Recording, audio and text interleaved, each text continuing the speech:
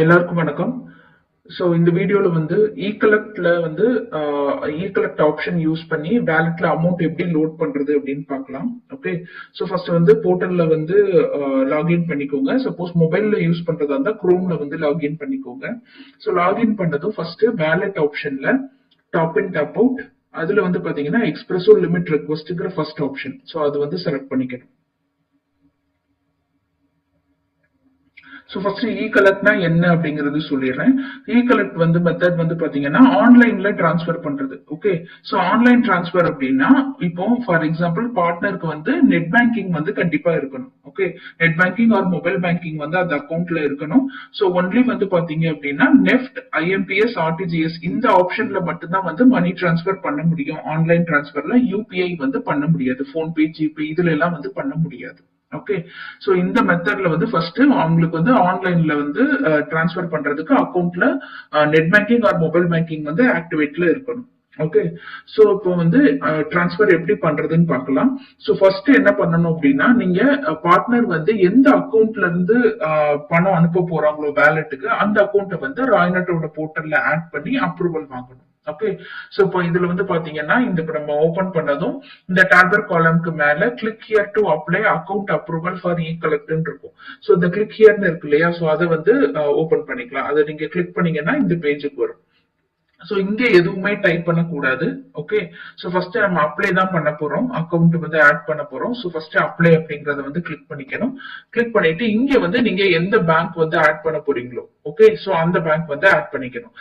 ID யார் பேர்ல இருக்கோ அவங்க அக்கவுண்ட் மட்டும்தான் ஆட் பண்ண முடியும். இல்ல கடை பேர்ல ஏதாவது நீங்க கரண்ட் அக்கவுண்ட் ஏதாவது வச்சிருக்கீங்க, கடை பேர்ல ஏதாவது அக்கவுண்ட் இருந்தா கூட ஆட் பண்ணிக்கலாம். ஆனா தேர்ட் பார்ட்டி அக்கவுண்ட் வந்து ஆட் பண்ண முடியாது. Okay. So name, account number, அப்புறம் வந்து எந்த பேங்கோ அந்த பேங்க் செலக்ட் பண்ணிக்கணும். நெக்ஸ்ட் வந்து ஐஎஃப்எஸ்சி கோடு, அப்புறம் கண்டிப்பா பேங்க் ப்ரூஃப் வந்து அட்டாச் பண்ணணும். ஓகே. சோ கேன்சல்டு செக்கா இருக்கலாம், இல்ல பாஸ்புக்கோட ஃபர்ஸ்ட் பேஜோட போட்டோ காப்பி வந்து அப்லோட் பண்ணிக்கலாம், இல்ல இமெயில் ஸ்டேட்மெண்ட் இருந்தாலும் அப்லோட் பண்ணிக்கலாம். சோ நீங்க எந்த இது வந்து அப்லோட் பண்றதா இருந்தாலும் அக்கவுண்ட் நம்பர், நேம், ஐஎஃப்எஸ்சி கோடு மூணுமே வந்து கிளியரா இருக்கிற மாதிரியான இமேஜா வந்து நீங்க அப்லோட் பண்ணிக்கணும். அப்லோட் பண்ணிட்டு ரிமார்க்ஸ்ல வந்து சும்மா ஆட் அப்படிங்கிற மாதிரி டைப் பண்ணிட்டு சப்மிட் கொடுத்துடணும். ஓகே. சோ ஃபர்ஸ்ட் வந்து இதை ஆட் பண்ணணும். ஆட் பண்றப்போ உங்களுக்கு ஸ்டேட்டஸ் வந்து பாத்தீங்கன்னா பெண்டிங்னு இருக்கும். ஓகே. மேக்ஸிமம் வந்து 24 ஹவர்ஸ்ல வந்து உங்களுக்கு அது வந்து அப்ரூவ் ஆகும். சோ அப்ரூவ் ஆயிடுச்சா இல்லையா அப்படிங்கிறது தான் வந்து பாத்தீங்கன்னா இந்த ஃபர்ஸ்ட் பேஜ்ல நம்ம செக் பண்றது. ஓகே. சோ நம்ம அப்ளை கிளிக் பண்ணி அப்ளை பண்ணணும். அப்ளை பண்ணதுக்கு அப்புறமா அப்ரூவ் ஆயிடுச்சா இல்லையாங்கிறது வந்து இந்த பேஜ்ல செக் பண்ணிக்கணும் அகைன். சோ இப்போ வந்து ஸ்டேட்டஸ்ல வந்து நீங்க ஆல்னு செலக்ட் பண்ணிட்டு நீங்க அப்ளை பண்ண டேட் செலக்ட் பண்ணி வியூ வந்து கிளிக் பண்ணணும். இப்போ வந்து நான் அப்ளை பண்ண டேட் வந்து செலக்ட் பண்ணிக்கிறேன். சோ இப்போ இதுல வந்து பாத்தீங்கன்னா ரெண்டு அக்கௌண்ட் வந்து ஆட் பண்ணிருக்கு. சோ ஒன்னு வந்து பாத்தீங்கன்னா HDFC வந்து உங்களுக்கு வந்து இதுல வந்து அப்ரூவ்டுன்னு காட்டுது, ஐசிஐசிஐ வந்து ரிஜெக்டட்னு காட்டுது. சோ இப்போ இந்த மாதிரி ரெண்டு இது இருக்குது இல்லையா, சப்போஸ் இஃப் இன் கேஸ் இந்த மாதிரி ஏதாவது ரிஜெக்ட் ஆச்சு அப்படின்னா என்ன ரீசன் இதுலயே கொடுத்திருப்பாங்க. அதாவது அட்டாச் பண்ண ப்ரூஃப்ல வந்து ஃபுல் அக்கௌண்ட் நம்பர் இல்ல அப்படின்னு சொல்லி ரிஜெக்ட் பண்ணிருக்காங்க. சோ அந்த மாதிரி ஏதாவது வந்து உங்களுக்கு ரிஜெக்ட் ஆச்சு அப்படின்னா எடிட் ஆப்ஷன் இதுலயே இருக்கும். நீங்க கிளிக் பண்ணி நீங்க வந்து அதை எடிட் பண்ணி திரும்ப நம்ம வந்து அப்ளை பண்ணிக்கலாம். ஓகே. சோ இப்போ ஒரே ஒரு அக்கௌண்ட் வந்து இப்போ HDFC வந்து அப்ரூவ் ஆயிருக்கு அப்படின்னா இந்த அக்கௌண்ட்ல இருந்து மட்டும்தான் வந்து வேலெட்டுக்கு மணி டிரான்ஸ்பர் பண்ண முடியும்னு அர்த்தம். ஓகே. சோ இப்போ வந்து நீங்க ஆட் பண்ண அக்கௌண்ட் வந்து அப்ரூவ் ஆனதுக்கு அப்புறமா என்ன பண்ணணும் அப்படின்னா இப்போ எந்த பேங்க் வந்து அப்ரூவ் ஆயிருக்கோ அந்த பேங்கோட நெட் பேங்கிங் வந்து லாகின் பண்ணிட்டு நெட் பேங்கிங்ல வந்து ஆட் பெனிஃபிஷியரி இருக்கும் இல்லையா, சோ பெனிஃபிஷியரி வந்து ஆட் பண்ணிக்கணும்.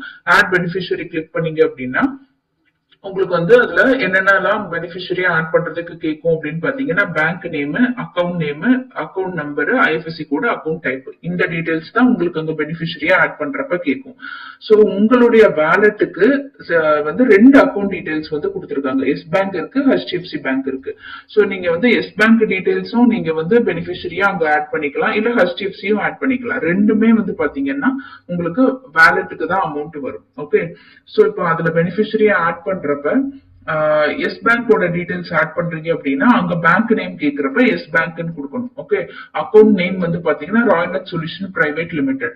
சோ இதுல என்ன ஸ்பெல்லிங் என்ன மாதிரி இதுல கொடுத்துருக்காங்களோ எக்ஸாக்டா அதே தான் வந்து அக்கௌண்ட் நேமா நீங்க அங்க மென்ஷன் பண்ணிக்கணும்.